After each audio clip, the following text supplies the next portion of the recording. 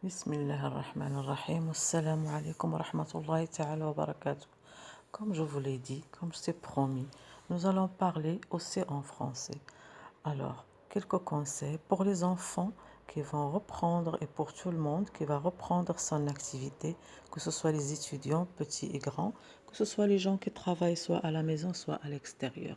Tout d'abord, je vous souhaite une bonne reprise à tous et en tenant compte de cette situation de l'infection Covid.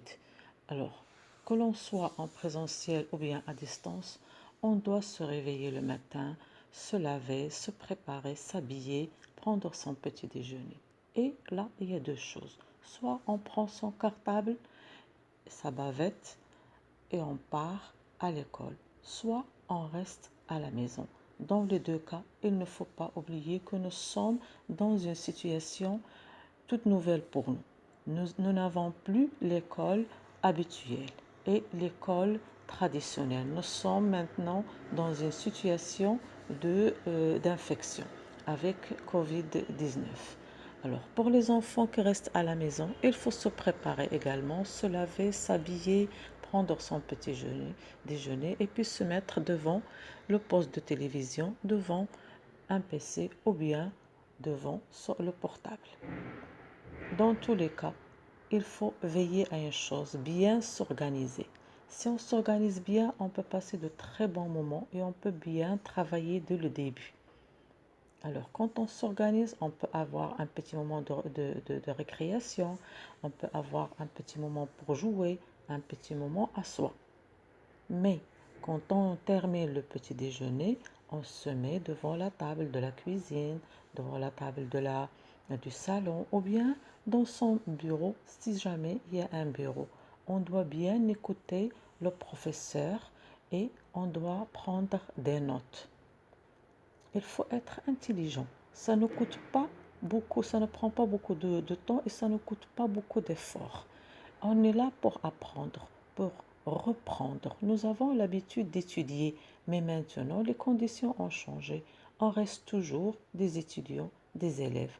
Il faut bien se préparer, ça se passe dans la tête. Dans cette chaîne, nous visons surtout des audios et nous visons l'ouïe, la faculté d'écouter, d'entendre et de faire attention. C'est un moyen qui est très utile. On va laisser les yeux se reposer un peu puisque maintenant tout le monde est obligé à regarder un poste ou à regarder le professeur.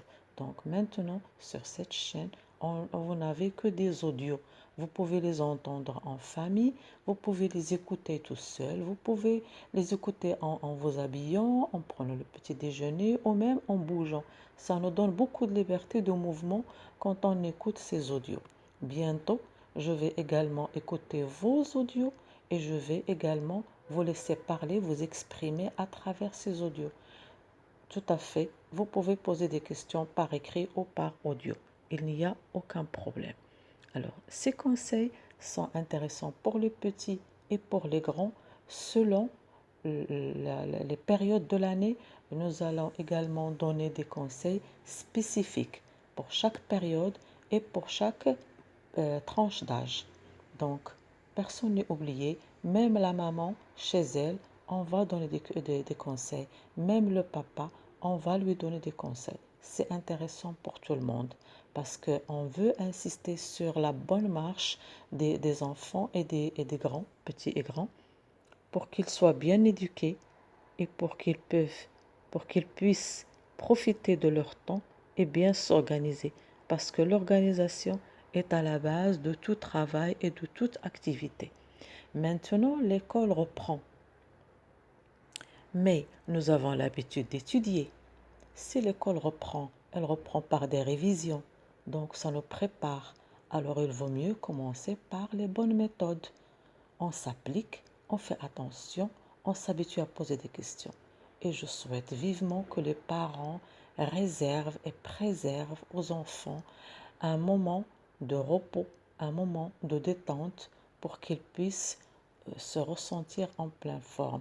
Pendant la période des cours, j'espère que les mamans et les papas font attention pour que le climat soit adapté que l'enfant ne soit pas dérangé par un mouvement, par de la musique ou par un bruit qui va le gêner et qui va lui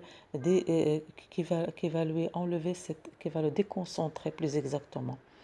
Donc tout le monde va trouver une réponse à ces questions sur cette chaîne. J'espère que l'on sera toujours en contact et j'insiste beaucoup, n'oubliez pas la bavette, mettez-la à côté du cartable et en rentrant à la maison, lavez-vous les mains. N'oubliez pas la distance entre deux personnes. Je vous souhaite bon courage et bonne reprise et à bientôt.